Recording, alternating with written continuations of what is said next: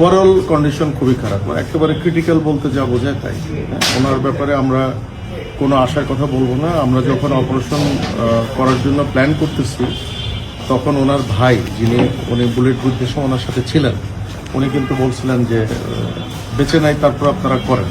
কিন্তু আমরা কিন্তু আশা ছাড়ি নাই, তার সাইন অফ লাইফ কিন্তু ছিল।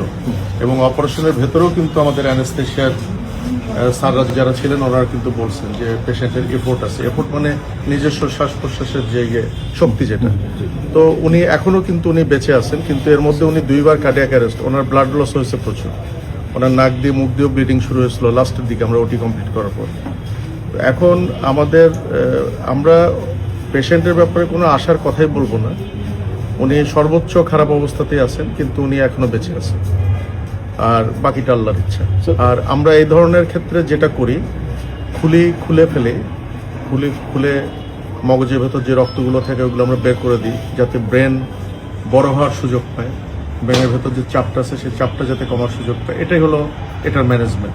তো এটা আমরা করে এখন রুগীর ভালো আইসিইউ সাপোর্টের জন্য রুগীর যারা আত্মীয় স্বজন তারাই প্রেফার করছেন যে এবার কেয়ারে নেওয়ার জন্য। স্যার, গুলি কি বেরিয়ে গেছিল স্যার? মোস্ট প্রবাবলি আমরা এত হারিনেসের মধ্যে, কারণ বুলেট যদি ভেতরে থেকেও যায়, ধরে নিলাম যে বুলেট ভেতরে মগজের ভেতরে আছে, ওটা একদম মগজের সেন্টার পয়েন্টে, ওখানে অ্যাপ্রোচ করার কোনো প্রয়োজন নাই, ওটা করা হয় না। মানে বুলেটটা বের হয়ে গেছে, কারণ বুলেটটা একদিক দিয়ে ছিদ্র হয়ে আরেক দিক দিয়ে হাড্ডি ভেঙে বের হয়ে গেছে, সুতরাং ওটা বুলেটই বের হয়ে গেছে আমরা ধরে নিতে পারি। কিন্তু বুলেটের কিছু ফ্র্যাগমেন্ট ব্রেনের ভেতর থেকে গেছে, সেটা আমরা যখন অপারেশন করছি কিছু ফ্র্যাগমেন্ট আমরা পেয়েছি, ওগুলো আমরা সংরক্ষণ করছি, খুব ছোট ছোট ফ্র্যাগমেন্ট।